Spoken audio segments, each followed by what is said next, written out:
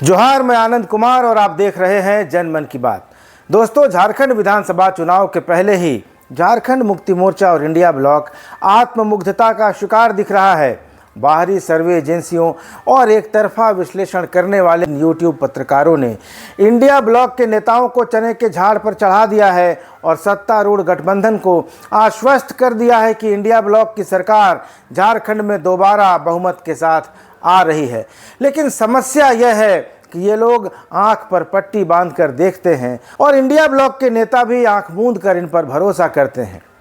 यही लोग हर चुनाव में इंडिया ब्लॉक की सरकार बनवाते हैं। हरियाणा में बनवा दी थी, आम चुनाव में मोदी का सुपड़ा साफ करा दिया था, राजस्थान, मध्य प्रदेश और छत्तीसगढ़ में कांग्रेस को सत्ता दिला दी थी।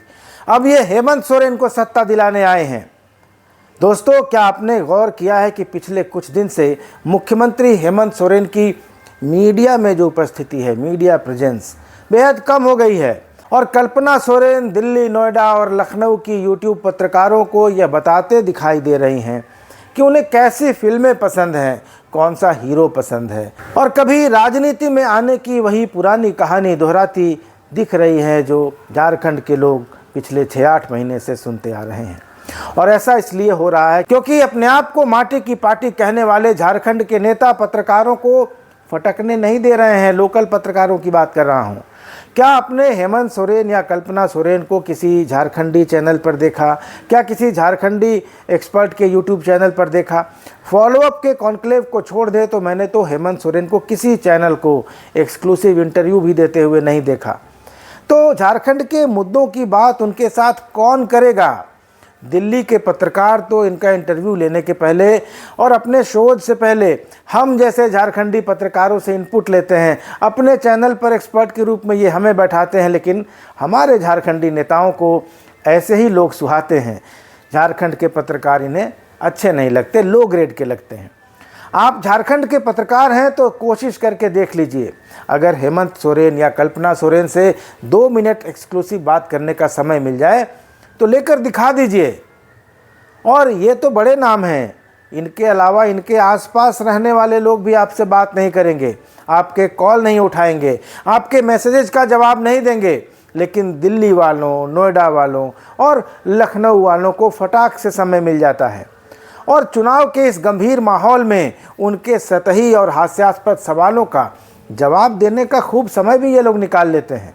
लेकिन पेशा एक्ट 5वीं और 6ठी अनुसूची में छेड़छाड़ करके भूमि अधिग्रहण करने, विल्किंसन रूल में मानकी मुंडा और ग्राम प्रधानों का रेवेन्यू राइट खत्म करने और सारंडा का अंजाम हसदेव के जंगलों जैसा हो जाने, विस्थापन और पलायन जैसी 50 झारखंडी चिंताओं से जिन पत्रकारों का कोई सरोकार नहीं है, जिनके बारे में ये जानते नहीं और इन मुद्दों का जिन्होंने कभी नाम नहीं सुना, वैसे बाहरी पत्रकारों के लिए हमारे झारखंडी नेताओं के पास खूब समय है, लेकिन झारखंडी पत्रकारों के लिए वे 2 मिनट का समय भी नहीं निकाल सकते। और ऐसा नहीं है कि यह बाहरी पत्रकार मुफ्त में इनका इंटरव्यू ले जाते हैं। बाहर से जितने भी लोग इस तरह का इंटरव्यू ले रहे हैं, घूम रहे हैं, वे सीधे या फिर किसी एजेंसी के माध्यम से मोटी फीस पर आते हैं और इनका दर्शक वर्ग भी झारखंड में नहीं है, बहुत कम है। इनके ज़्यादातर दर्शक यूपी के, दिल्ली के और दूसरे राज्यों के हैं। लेकिन चूंकि सब्सक्राइबर वर्ग बड़ा दिखता है, व्यूअरशिप बड़ा दिखता है, प्रेजेंटेशन ये दिखाते हैं और चेहरे इनके थोड़े ज़्यादा चमकदार हैं, तो ये गलत जानकारियां और भ्रांतियां हमारे नेताओं के दिमाग में ठूंस कर चले जाते हैं।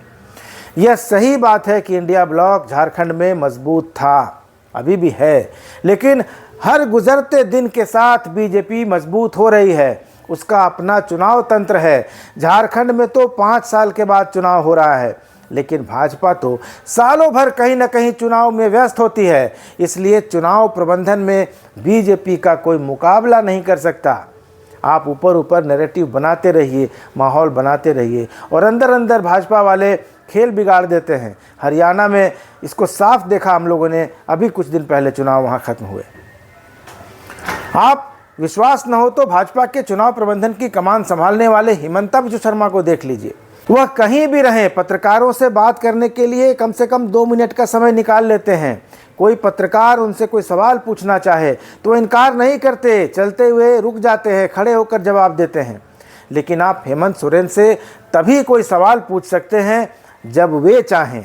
आप कहीं भी और कभी भी उनसे सवाल नहीं पूछ सकते, और सवाल पूछना तो दूर, उनसे मिल भी नहीं सकते। दूसरी तरफ हिमंता बिस्वा शर्मा को देखिए। विधानसभा चुनाव की घोषणा से काफ़ी पहले आपको याद होगा कि हिमंता रांची में सभी न्यूज़ मीडिया के ऑफिसेज में गए, चाहे वो प्रिंट मीडिया हो, इलेक्ट्रॉनिक मीडिया हो, वेब मीडिया हो या डिजिटल मीडिया हो।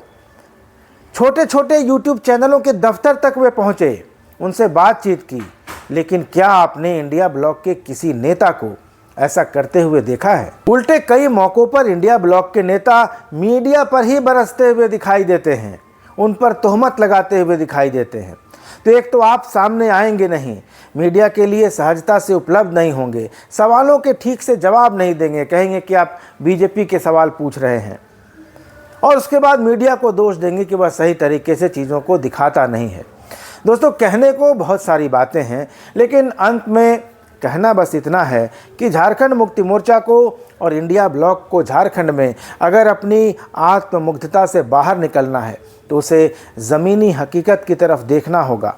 कांग्रेस से तो वैसे भी कोई उम्मीद नहीं है, लेकिन भाजपा के बागी उम्मीदवारों को फंडिंग करके और दिल्ली नोएडा के मोदी विरोधी पत्रकारों को इंटरव्यू देकर इंडिया ब्लॉक के नेता अगर ये सोच रहे हैं कि वे आसानी से झारखंड की सत्ता पर दोबारा काबिज हो जाएंगे, तो भगवान उनका भला करे। दोस्तों, इस वीडियो में इतना ही। अपनी राय ज़रूर रखिएगा। चैनल को सब्सक्राइब नहीं किया तो कर लीजिएगा। धन्यवाद, नमस्कार।